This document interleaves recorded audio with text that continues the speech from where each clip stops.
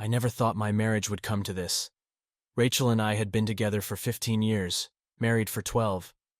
We shared so much: a home, 2 beautiful children, countless memories.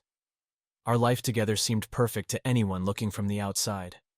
But like a spider weaving a web in the dark, suspicion slowly started to creep into my mind, entangling my thoughts. It began innocuously enough. Our new neighbor, Alex, moved in next door a few months ago. He was in his mid-30s, charming and single. Rachel, always the friendly type, offered to help him settle in. I didn't think much of it at first. She'd always been kind and welcoming to everyone. But over time, her behavior started to change in subtle yet unsettling ways. Rachel began spending more time next door, helping Alex with various tasks, decorating his place, gardening, even cooking meals together. She assured me it was nothing more than neighborly kindness. But something felt off. She started dressing up more often, wearing clothes she hadn't worn in years, putting on makeup even when she wasn't going anywhere special. She'd laugh more, her eyes lighting up in a way I hadn't seen in a long time. The first real pang of doubt hit me one Friday evening. I came home early from work, hoping to surprise Rachel with a nice dinner. The house was quiet, too quiet. I called out her name, but there was no response. My heart raced as I made my way through the house. Her car was still in the driveway, but she was nowhere to be found. I decided to check next door. Standing in Alex's backyard, I heard voices and laughter coming from inside. The sliding door was slightly ajar, and I couldn't resist peeking through the gap.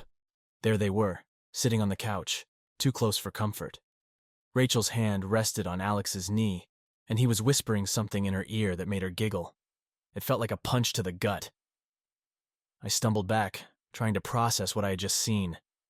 Was it innocent? Could it be explained away as friendly affection? The seeds of doubt were planted firmly in my mind, and from that moment on, I couldn't stop thinking about it. Over the next few weeks, I noticed more changes. Rachel was on her phone constantly, smiling at messages she never shared with me. She started going out more often, using vague excuses about running errands or meeting old friends. Our intimacy dwindled to almost nothing, and when I tried to talk to her about it, she brushed me off, saying she was just tired or stressed. One night, after she had gone to bed, I found myself unable to sleep. I crept into the living room, determined to find some answers. Rachel's phone was on the coffee table, and for the first time in our marriage, I picked it up and unlocked it. Guilt gnawed at me as I scrolled through her messages, but the need to know the truth was overpowering. I found what I feared most: dozens of messages between her and Alex. They started off innocently enough, talking about household repairs and neighborhood gossip. But as I read further, the tone changed. They talked about their feelings, shared intimate details, and expressed longing for each other. My hands shook as I read the words that confirmed my worst suspicions. I put the phone down, my mind racing. How had it come to this? What had I done to drive Rachel away? The pain of betrayal cut deep, but amidst the heartache, a cold determination took root. I needed to confront her, to understand why this was happening, but most of all, I needed to protect my family and figure out how to move forward from this devastating revelation. The days that followed were a blur of confusion and heartache. I felt like a stranger in my own home, navigating a life that seemed familiar yet foreign. Rachel's laughter, once a source of joy, now grated on my nerves. Her touch, once comforting, now felt like a lie. I knew I had to confront her, but I needed more evidence. I needed to be sure before I tore our lives apart. One evening, a week after my initial discovery, I decided to come home early again. This time, I wanted to see it with my own eyes, to catch them in the act if necessary. The anticipation was a mix of dread and adrenaline. I parked my car a few blocks away and walked home, careful to avoid being seen. As I approached the house, I noticed Rachel's car was gone. My heart sank, but I pressed on. I let myself into the house and made my way to Alex's backyard. The blinds were drawn, but through a small gap, I could see the dim glow of candles flickering inside. My stomach churned as I imagined what might be happening. Gathering my courage, I knocked on the door. There was a shuffling sound inside, and after a moment, Alex appeared, looking surprised and slightly disheveled. "Mike, what are you doing here?" he asked, his voice strained. "I need to talk to Rachel," I said, trying to keep my voice steady. "She's not here," he replied too quickly. "She went out to get some things." Do you mind if I wait inside? I asked, already stepping forward. Alex hesitated, but he stepped aside, allowing me to enter. The living room was cozy, the remnants of a romantic dinner still on the table. My heart pounded in my chest as I took in the scene. Have a seat, Alex said, motioning to the couch. Can I get you something to drink? No thanks, I replied, scanning the room for any sign of Rachel. I'll just wait. I sat on the couch, my mind racing with thoughts of what to say, how to confront her without losing my composure. Alex disappeared into the kitchen, and I took the opportunity to snoop around. I noticed a framed photo of Rachel and Alex on the mantel, their smiles wide and genuine. It was taken recently, at a local park we frequented as a family. My chest tightened at the sight. Just as I was about to lose hope, I heard the front door open. Rachel walked in, carrying a grocery bag. She froze when she saw me, her eyes wide with shock. "Mike, what are you doing here?" she asked, her voice trembling. "I think you know," I replied, standing up. "We need to talk." She glanced at Alex, who shifted uncomfortably. "It's not what you think," she began, but I cut her off. "Then what is it, Rachel? Because from where I'm standing, it looks like you're having an affair." Her face crumpled, and she looked down at the floor. I don't know what to say," she whispered. "How about the truth?" I demanded, my voice rising. "How long has this been going on?" Rachel's eyes filled with tears, and she sank onto the couch. "It started a few months ago," she admitted. "I didn't mean for it to happen, Mike. I was just lonely, and Alex was there." "Lonely?" I echoed, incredulous. "We have a family, Rachel, a life together. How could you do this to us?" She buried her face in her hands, sobbing. "I know I've made a terrible mistake. I never wanted to hurt you." "Well, you did," I said, my anger giving way to sorrow. "You've hurt all of us." I turned to Alex, who stood by silently, looking ashamed. "And you," I spat. "How could you betray me like this? We welcomed you into our lives." Alex looked at the floor, unable to meet my gaze. "I'm sorry, Mike. I never meant for it to go this far." "Too late for apologies," I said coldly. "I want both of you to stay away from me and my family." I stormed out of the house, my heart heavy with a mix of anger and grief. The confrontation had given me the answers I needed, but it also left me feeling more lost and betrayed than ever. As I walked back home, I knew that the hardest part was yet to come, figuring out how to move forward and rebuild my life in the wake of Rachel's infidelity. The confrontation with Rachel and Alex weighed heavily on my mind as I walked home. The familiar streets felt alien, each step echoing the shattered trust that now lay between us. My thoughts raced, but I knew I couldn't let emotions cloud my judgment. There were practical matters to consider, not least our children and how they would be affected by this upheaval. When I got home, the house was quiet. The kids were already asleep, unaware of the storm brewing within their family. I sat in the living room waiting for Rachel to return. Each tick of the clock seemed to mock the stability I once believed in. Finally, I heard the front door open. Rachel stepped inside, her eyes red and puffy from crying. "Mike," she started, but I held up a hand to stop her. "Sit down," I said, trying to keep my voice steady. "We need to talk." She sat on the couch, clutching a tissue. The air between us was thick with tension, the unspoken words pressing down on us. "Why, Rachel?" I asked, my voice breaking. "Why did you do this?" She looked at me, her eyes filled with remorse. "I don't have a simple answer, Mike. I felt neglected, lonely. You were always busy with work and the kids. I just needed someone to talk to, someone who made me feel wanted." "We could have talked," I said, frustration boiling over. "We could have worked through it together.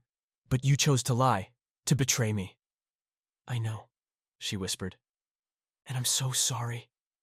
I never meant for it to go this far." "What does this far even mean?" I asked, my voice rising. "How long has this been going on? How many lies have you told?" Rachel flinched at my tone but didn't look away.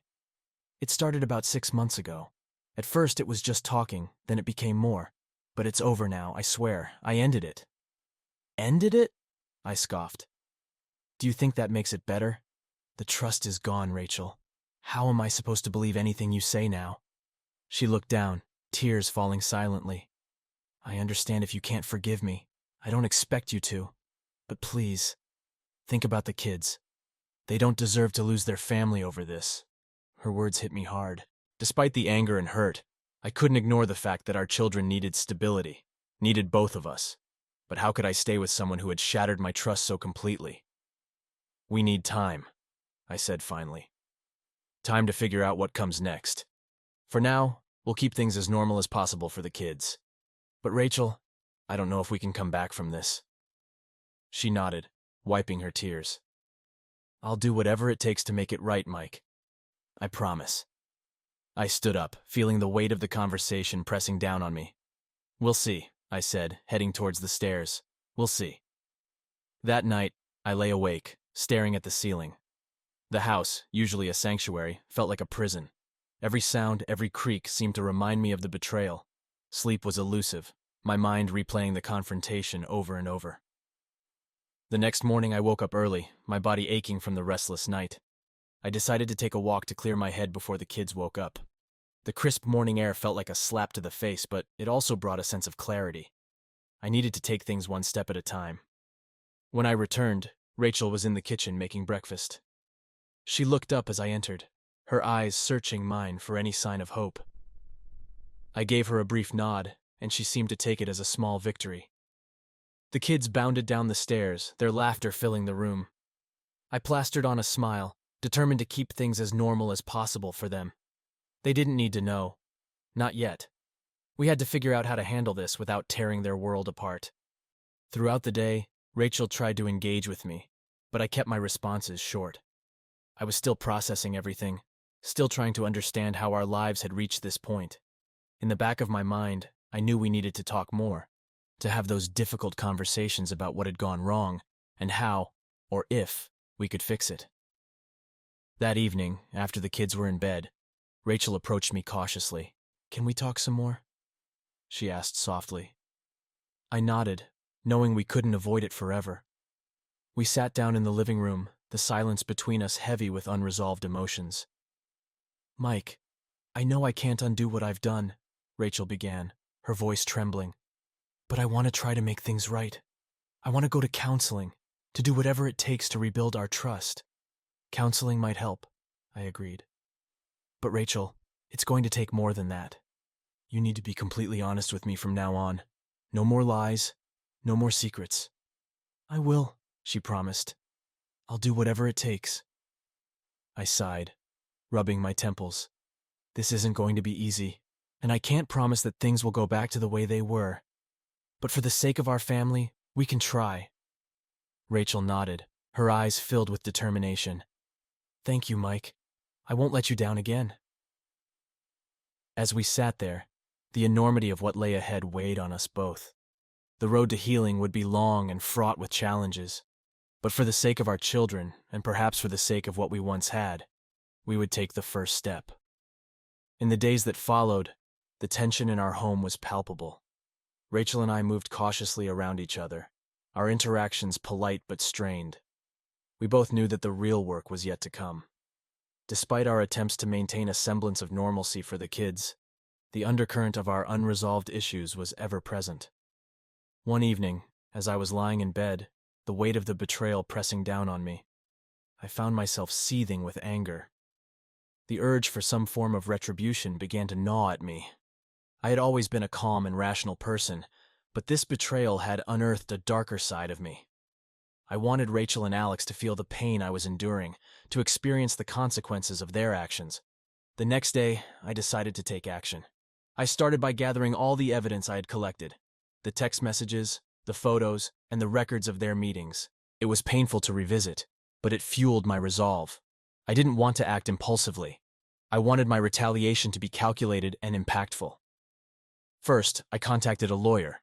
I wanted to understand my legal options, especially regarding custody of our children.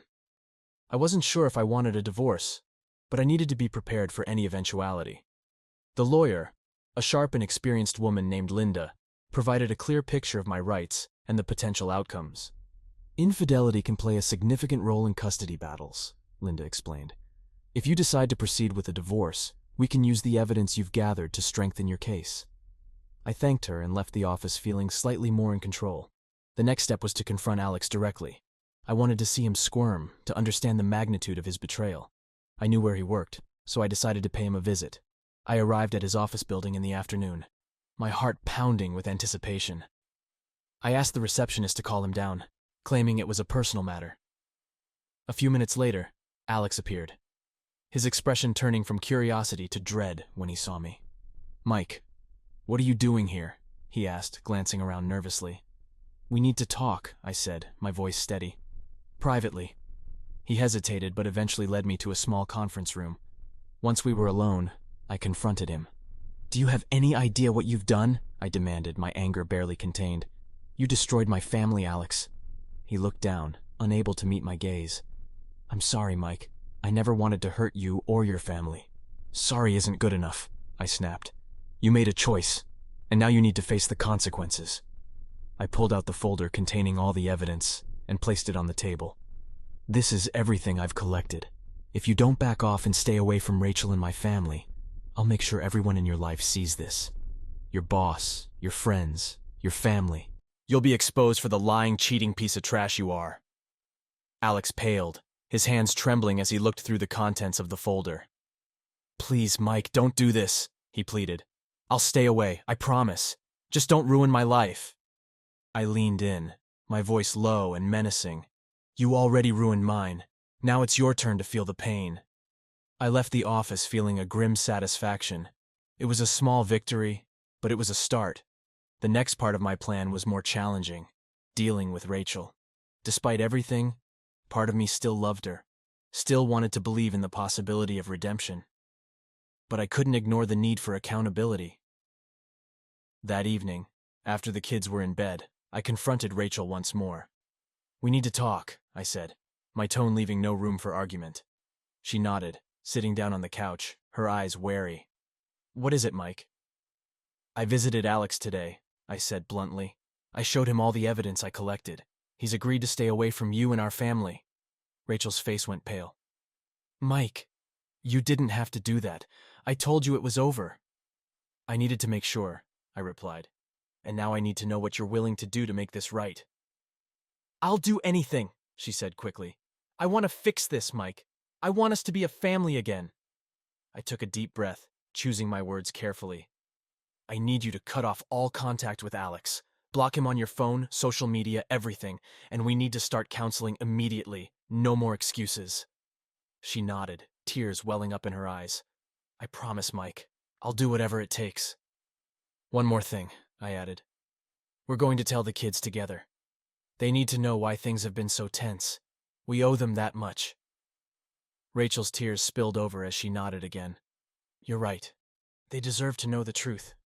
We sat there in silence for a while, the enormity of what lay ahead sinking in. Despite my anger and hurt, I knew this was the first step toward healing, both for myself and for our family. The next day, we gathered the kids in the living room. It was one of the hardest conversations I've ever had. We explained that Mommy had made a mistake, that she had hurt Daddy, but we were going to work on making things better. The kids were confused and upset, but they needed to hear the truth.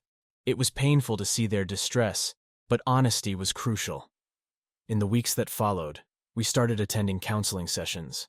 They were emotionally draining, but necessary. Rachel worked hard to rebuild my trust, and I could see genuine remorse in her actions. It would be a long road, but I was willing to take it one step at a time. However, as the days turned into weeks, my initial resolve to work things out began to wane. The more I thought about it, the more I realized I could never fully trust Rachel again. Her betrayal had cut too deep, and the scars it left were too raw. I found myself unable to look at her without feeling a surge of anger and resentment. The counseling sessions started to feel like a charade, a futile attempt to fix something that was irreparably broken. One evening, after yet another sleepless night, I made a decision. I couldn't live like this anymore, and neither could Rachel or the kids. Pretending everything would go back to normal was unfair to all of us. It was time to take the final step. The next morning, I met with Linda again. "I'm ready to file for divorce," I said, my voice steady but filled with sorrow. Linda nodded, her expression understanding. "I'll get the paperwork started. Based on the evidence in your current situation, We have a strong case for you to get custody of the children."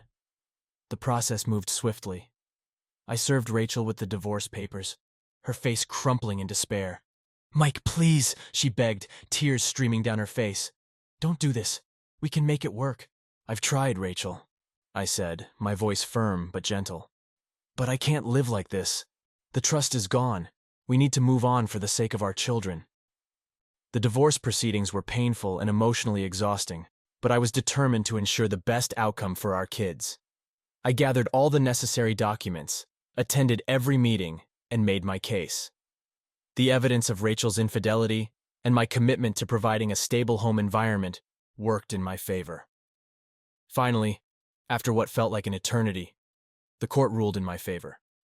I was granted primary custody of the children, with Rachel receiving visitation rights. It was a bittersweet victory. While I was relieved to have secured a stable future for my kids, the end of my marriage left an indelible mark on my heart. As I stood in the courtroom, the judge's final words echoing in my ears, I felt a mix of relief and sorrow. The road ahead would be challenging, but I was ready to face it. For my children, for myself, and for the chance to rebuild a life free from the shadows of betrayal. The days following the court's decision were a whirlwind of adjustments. I moved back into the house, determined to create a stable and loving environment for the kids. Rachel moved into a small apartment nearby, ensuring she could still be part of their lives while respecting the boundaries set by the court. The legal battles had left us both exhausted. There were custody schedules to arrange, finances to untangle, and countless other details that required attention. Despite the strain, I was resolute in my commitment to making this transition as smooth as possible for the children. Rachel and I met with a family therapist to develop a co-parenting plan. Our sessions were tense at first, but the therapist helped us focus on the kids' needs above our own hurt and anger. Slowly, we began to communicate more effectively, setting aside our differences to prioritize our children's well-being. One of the most challenging aspects of the post-divorce period was explaining the situation to the kids. They were understandably confused and upset, struggling to grasp why their family had been torn apart. I spent many nights sitting with them, answering their questions as honestly as I could while reassuring them of my love and commitment. "Why did Mommy have to leave?" my youngest asked one evening, her eyes filled with tears. I took a deep breath, struggling to find the right words. "Sometimes grown-ups make mistakes," I said gently. "But that doesn't mean we stop loving you. Mommy and I both want the best for you, and we're going to work together to make sure you're happy and safe." Over time, the kids began to adjust to the new arrangement. They spent weekdays with me and weekends with Rachel. Despite the pain of the past, I was grateful that we could still function as a family, even if it was in a different form. Rachel also made an effort to rebuild her relationship with the kids. She attended their school events, took them on outings, and made sure they knew she was still there for them. It was a slow process, but I could see that she was genuinely trying to make amends. In the midst of all the upheaval, I leaned on my support network. My friends and family rallied around me, offering a listening ear and practical help. My parents were particularly supportive, stepping in to help with childcare and offering words of wisdom from their own long marriage. "You're doing the right thing, Mike," my father said one evening as we sat on the porch. "It's not easy, but you're putting the kids first, and that's what matters most." I nodded, grateful for his reassurance. The journey was far from over, but I was beginning to see a glimmer of hope. With each passing day, the sting of betrayal lessened, replaced by a growing determination to build a new life for myself and my children. Meanwhile, Rachel and I continued our counseling sessions. They were difficult and emotionally draining, but they provided a space for us to work through our unresolved issues. We talked about the past, about the choices that had led us here, and about how we could move forward without letting bitterness consume us. "I know I hurt you deeply," Rachel said during one session, her voice choked with emotion, "and I know I can't undo the past. But I want to do everything I can to make it right, for the kids, and for us." I nodded, feeling the weight of her words. "I appreciate that, Rachel. It's going to take time, but I'm willing to work on this for the sake of our family." As the months passed, we settled into a new routine. The kids seemed happier, more relaxed. They thrived in the stability I was determined to provide, and their smiles and laughter became a source of strength for me. Slowly but surely, We were finding our way forward. One evening, as I tucked the kids into bed, my eldest looked up at me and said, "Dad, I'm glad we're all still a family, even if things are different now." I smiled, my heart swelling with pride and relief. "Me too, buddy. Me too." With the legal battles behind us and a new sense of normalcy taking root, I began to look to the future with cautious optimism. I focused on my career, finding solace in the routine of work and the satisfaction of providing for my family. I also made time for myself, rediscovering hobbies and interests that had been neglected during the turmoil. I started running again, something I had always loved but had let slip in recent years. The rhythmic pounding of my feet on the pavement became a form of therapy, a way to clear my mind and process the emotions that still lingered. I joined a local running group, and the camaraderie and shared goal of pushing our limits brought a sense of belonging. Gradually, I also began to open myself up to the idea of dating again. It was a daunting prospect, but I knew I couldn't let the past define my future. I wanted to find happiness, not just for myself, but for the example it would set for my children. I created an online dating profile, cautiously optimistic about what might come. The first few dates were awkward, but with each one I gained confidence. I met a few interesting people, some of whom became friends, even if the romantic spark wasn't there. Then one evening I received a message from someone named Sarah. She was a teacher, a single mother with a warm smile and a love for the outdoors. We chatted online for a few weeks, discovering shared interests and a mutual appreciation for life's simple pleasures. Our first date was a hike in a nearby nature reserve. As we walked along the trail, talking and laughing, I felt a connection I hadn't felt in years. Sarah was kind, genuine, and understanding. She knew about my past and didn't shy away from the complexities it brought. As we sat on a rock overlooking a serene lake, Sarah turned to me and said, "Mike, I know this isn't easy for you, but I want you to know that I'm here, and I'm willing to take things one step at a time."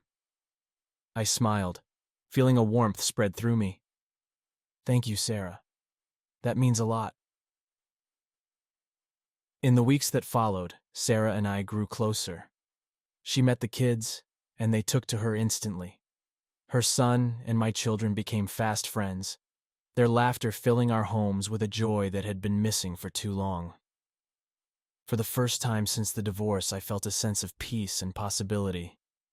Life was still challenging and there were no guarantees, but I was learning to embrace the present and look forward to the future. With Sarah by my side and the support of my friends and family, I knew I could face whatever lay ahead. The journey from betrayal to healing had been long and painful, but it had also been a journey of growth and resilience. I had learned to forgive, to let go of the past, and to find strength in the love of those around me. And as I looked into the future, I felt a sense of hope and excitement for the possibilities that lay ahead.